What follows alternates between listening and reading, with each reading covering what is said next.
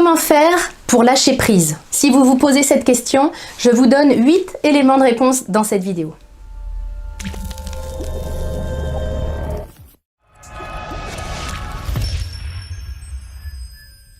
Bonjour, mon nom est Nathalie Martin, je suis coach en éveil de conscience auprès des hommes et des femmes qui veulent une vie remplie de sens et d'abondance à tous les niveaux. Si c'est votre première visite ici sur ma chaîne, soyez les bienvenus, je vous invite à vous abonner pour avoir en priorité mes prochaines vidéos et également à télécharger mon coffret 3 clés pour redonner du sens à votre vie. Le lien apparaît ici en haut à droite.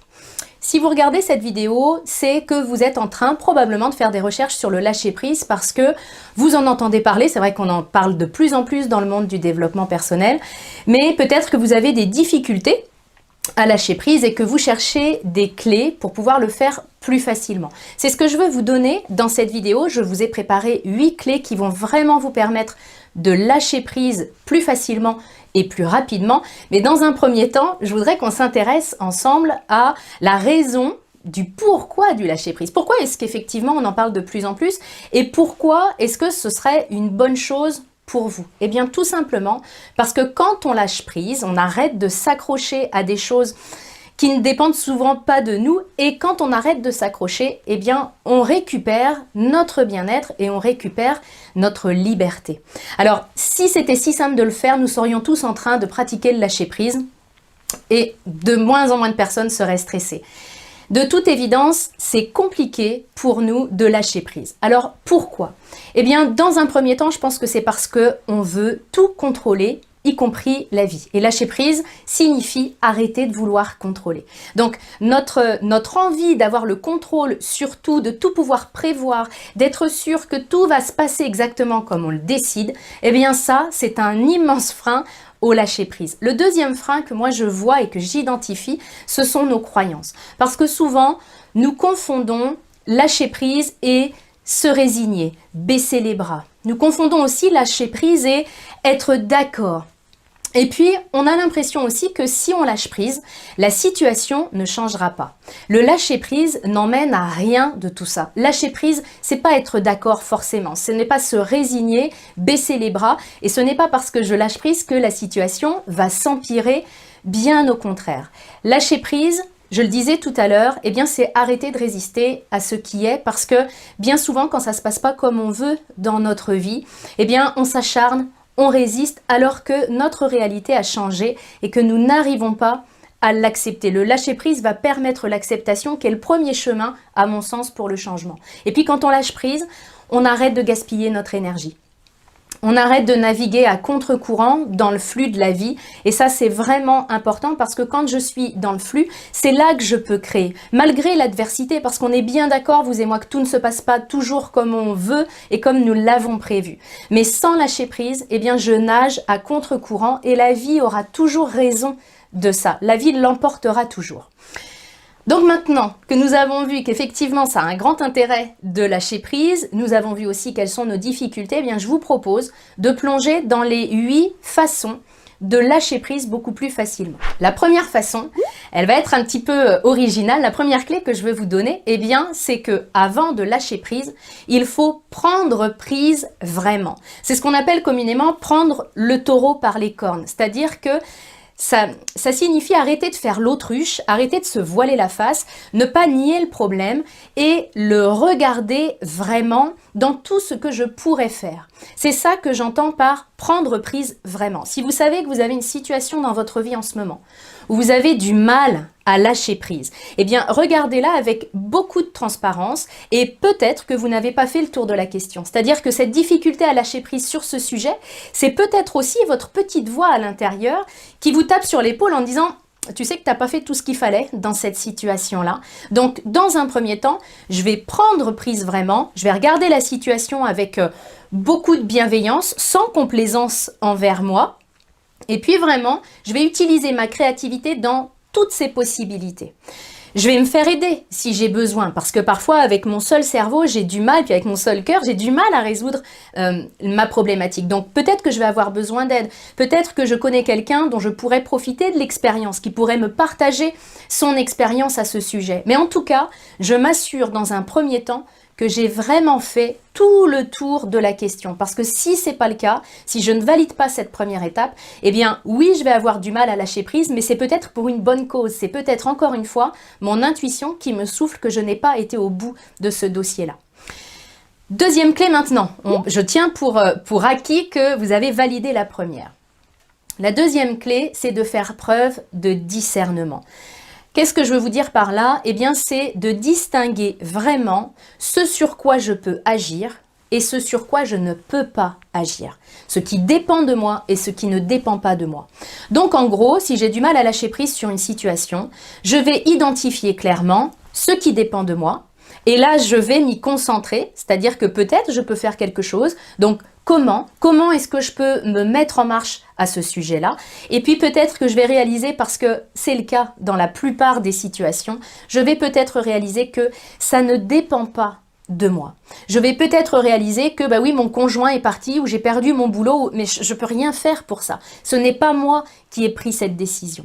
Donc, dans cette démarche-là, faire preuve de discernement, c'est reconnaître ce sur quoi je ne peux pas agir et le lâcher, c'est-à-dire d'arrêter de m'accrocher à quelque chose pour lequel ou contre lequel je ne peux rien du tout. Maintenant, troisième point, je vais envisager le pire des scénarios possibles. Parce que de toute façon, c'est ce que ma tête fait. Elle n'arrête pas, dans la situation qui vous préoccupe peut-être en ce moment, votre tête n'arrête pas de vous projeter dans le pire. Mais elle projette le même scénario catastrophe sans cesse sans que vous puissiez l'utiliser. Donc là, je vais vraiment vous inviter à regarder une bonne fois pour toutes votre scénario catastrophe, celui qui tourne en boucle. Imaginez ce qui pourrait se passer dans le pire des cas, mais passer à l'étape supérieure, c'est-à-dire de vous dire, ok, dans le pire des cas, il se passe ça. Quels seront mes leviers? Comment je pourrais réagir? Comment je pourrais répondre si le pire se présente? Là, je ne vais pas passer énormément de temps quand je le fais. Pour moi, je ne visite pas ce scénario catastrophe très longtemps parce que vous le savez bien, nous sommes créateurs et si je passe ma vie à me rouler dans mon scénario catastrophe, ben, effectivement, je vais le créer dans mon expérience, je vais le rencontrer dans ma vie. Mais je le fais simplement quelques minutes parce que vous allez réaliser quand vous faites ça que dans la plupart des cas, vous constatez que même dans le pire des scénarios, vous aurez quand même des réponses et vous aurez quand même des possibilités. Donc ça amène vraiment un soulagement. Quatrième point, je vous invite à prendre du recul. Souvent, quand on n'arrive pas à lâcher prise, c'est qu'on a le nez dans la situation et on ne s'en décolle pas. On a l'impression que cette situation, c'est notre vie entière, voire même que ça nous définit, ce qui n'est absolument pas le cas. Donc pour prendre du recul, je vous invite à vous poser cette question toute simple, qui est, est-ce que cette situation aura encore de l'importance pour moi dans 5 ans? Parce que nous sommes extrêmement doués pour nous accrocher, c'est-à-dire pour ne pas lâcher prise, sur des situations complètement futiles et anodines qui, dans 5 ans, ne seront qu'un mauvais souvenir, voire même nous aurons complètement oublié que nous avons vécu cette situation. Donc posez-vous cette question, est-ce que cette situation, ce problème, ce conflit aura encore une importance pour moi dans 5 ans ou dans 10 ans? Cinquième point, revenez au moment présent. Alors le moment présent est très lié au lâcher prise. Bien souvent dans le développement personnel et spirituel, quand vous entendez parler de l'un, vous entendez parler de l'autre. Parce que revenir au moment présent, c'est vraiment une clé pour pouvoir lâcher prise. Dans le moment présent, finalement, on n'a que très peu de problèmes qui existent. La grosse majorité de nos problèmes est liée au passé ou au présent, c'est-à-dire à ce petit hamster à l'intérieur qui n'arrête pas de tourner en rond sur les mêmes problématiques. Quand vous revenez au moment présent, la plupart de vos soucis s'en vont et vraiment vous allez gagner en légèreté. Alors maintenant, comment est-ce qu'on peut faire ça? Vous avez sans doute entendu énormément parler, tout comme moi, de la respiration. C'est-à-dire du fait que si je suis en train dans une crise de non-lâcher prise, si je suis dans cette crise, le fait de fermer mes yeux et puis de me reconnecter à ma respiration, eh bien ça va m'apaiser. Et c'est vrai. Seulement, je mettrai un petit bémol là-dessus parce que si je suis au début de mon chemin et si mes crises de stress, de contrôle, d'angoisse aussi sont très importantes, eh bien si je me concentre sur ma respiration, peut-être que ça ne fonctionnera pas. Donc je vais aller plus loin pour vous si vous avez déjà testé de vous concentrer sur votre respiration et que ça ne fonctionne pas. Pourquoi ça ne fonctionne pas? Parce que quand je vais me concentrer sur ma respiration et que de toute évidence elle va être très très saccadée, saccadé, très très rapide, ben peut-être que ça va m'angoisser davantage. Ça, c'est le premier point. Le deuxième point, c'est que si je vais devenir spectatrice de ma respiration, mais avec l'idée de la calmer, ben je suis encore dans le contrôle. Je suis encore en train de vouloir contrôler, ne serait-ce que ma respiration. Il y a mieux quand on est sur un chemin où l'on veut lâcher prise. Ce que vous pouvez faire et qui fonctionne tout aussi bien, c'est vous concentrer simplement sur vos sensations corporelles. Je ne suis pas en train de me concentrer sur ma respiration, mais simplement, je peux me concentrer sur mon corps. De plusieurs manières, vous pouvez tout à fait vous concentrer sur une partie de votre corps, simplement fermer les yeux et vous concentrer sur vos perceptions au niveau des pieds, par exemple. Ou alors, donc vous faites ça pendant quelques minutes et vous allez voir qu'effectivement, ça va vous ramener à l'instant présent, à vos sensations. Et puis, vous pouvez aussi faire ce qu'on appelle un scan corporel, c'est-à-dire que vous vous concentrez sur vos pieds et puis vous montez progressivement jusqu'à ce que vous ayez exploré toutes les parties de votre corps. Alors bien sûr, c'est pas parce que vous allez faire cet exercice-là pour la première fois que votre tête va s'arrêter instantanément. Si votre tête vous embarque très très loin du moment présent, peu importe, vous revenez à vos sensations corporelles. Revenir au moment présent par le corps, c'est quelque chose qui fonctionne très très bien. Sixième point important, et c'est ce qui nous manque, c'est ce qui m'a manqué pendant des années, c'est de faire confiance à la vie. La vie sait mieux que nous ce qu'elle fait. Quand nous vivons notre existence, chacun est dans sa vie, puis on regarde finalement la partie de jeu géant qu'est l'existence de tous, on le regarde par le petit bout de la lorgnette, vraiment. On a un champ de vision qui est très très restreint. La vie, elle, voit l'ensemble du jeu. Combien de fois dans votre vie est-ce que vous avez rencontré une problématique, vraiment quelque chose qui vous a contrarié? Ça peut être une séparation, une perte de job, un conflit dans l'amitié. Pour au final, donc vous avez souffert de cette situation-là, mais au final, avec le recul, vous vous êtes aperçu que c'était ce qu'on appelle communément un mal pour un bien. Si on a créé une expression autour de ça, c'est que ça se produit dans nos vies. Donc gardez ça en conscience.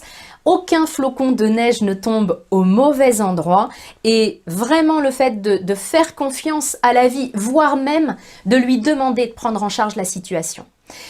Moi, je suis convaincue que la vie est prête à nous amener énormément de choses. Pourquoi est-ce que j'ai cette conviction? Parce que c'est ce que je vis. Effectivement, il y a des choses que nous avons à mettre en place, mais quand nous le faisons, la vie fait également sa part du job. Il suffit parfois de lui demander. Si vous avez vu dans le début de cette vidéo qu'il y a des choses qui ne dépendent pas de vous et qui vous font souffrir, rien ne vous empêche, et je vous invite même à le faire, vraiment de demander de l'aide, de remettre ça, moi j'appelle ça remettre ça à plus grand que soi. Simplement, voilà, j'ai tout tenté. Et bien là, j'ai besoin d'un miracle, j'ai besoin d'un coup de main. Vous serez étonnés, comme moi je le suis à chaque fois, du nombre de synchronicités qui vont vraiment se produire dans votre vie. Et ça aide à développer la confiance et la foi dans la vie. Bien sûr, je ne parle pas de foi religieuse, mais d'une confiance absolue dans le fait que la vie sait ce qu'elle fait. Si je suis à son écoute et à mon écoute, on arrive à faire vraiment un beau chemin ensemble. Septième point, je vais vous demander de vous faire un cadeau, c'est de muscler votre lâcher-prise.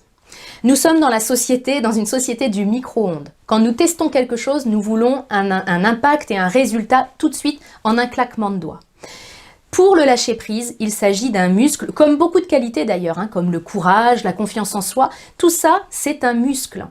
Si j'essaye une fois, l'une des techniques que je vous donne dans cette vidéo, et puis que je n'ai pas le résultat attendu, mon ego pourrait débarquer en disant « Bon, t'as vu, ça sert à rien ». C'est pas que ça sert à rien, c'est pas de passer 10 minutes dans la salle de sport qui fait que je ressors avec des tablettes de chocolat au niveau des abdominaux. Et ça, on le sait, c'est la même chose dans notre développement personnel. C'est pas parce que j'essaye de lâcher prise sur une situation pendant 5 minutes qu'effectivement cette situation ne revient pas me pourrir la vie. Peut-être que j'aurais besoin de faire les exercices tels que celui que je vous ai proposé sur le scan du corps ou je me concentre sur mes pieds. Peut-être que j'aurais besoin de le refaire plusieurs fois dans la journée.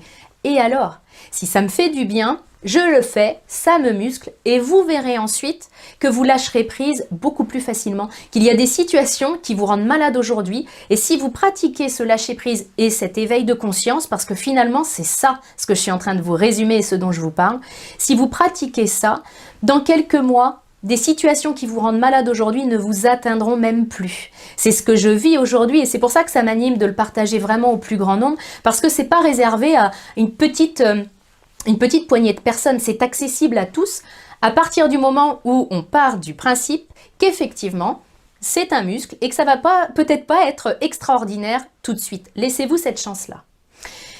Huitième et dernier point, eh bien, je vous invite à vous concentrer sur ce qui va bien. C'est le changement vraiment de focus qui va être important. Parce que quand on rencontre une situation sur laquelle on a du mal à lâcher prise, eh bien, on se concentre sur celle-là et on a l'impression que notre vie tout entière se résume à cette situation, alors que dans beaucoup de cas, c'est une situation qui est vraiment anodine. Donc l'idée, c'est de ne pas oublier, de ne pas perdre de vue tout ce qui va bien dans notre vie, tout ce qu'on pourrait très bien faire avancer, parce que peut-être j'arrive pas à lâcher prise au travail, mais peut-être que dans mon couple ça va très bien, peut-être qu'avec mes enfants ça va très bien, et que je peux vraiment m'appuyer sur ces secteurs-là, sur ces domaines de ma vie, pour aller mieux et pour monter mes vibrations. Parce que ça, c'est vraiment notre priorité aussi. À toutes les étapes de notre existence, je vais attirer des expériences qui sont en lien avec les vibrations que j'ai. Donc c'est important dans ce 8e point de ne pas perdre de vue tout le reste. J'espère que cette vidéo vous a aidé, qu'elle vous parle, qu'elle va vous aider à lâcher prise plus facilement. Si c'est le cas, n'hésitez pas à la liker, à la partager, ça me permet vraiment d'aider un plus grand nombre de personnes. Donc merci de votre aide et de votre soutien à ce sujet. Et si vous voulez que je traite d'un thème en particulier, n'hésitez pas à le laisser dans les commentaires. Et si le sujet m'inspire, eh bien je me ferai un plaisir de créer du contenu spécifiquement sur mesure pour vous. À très bientôt.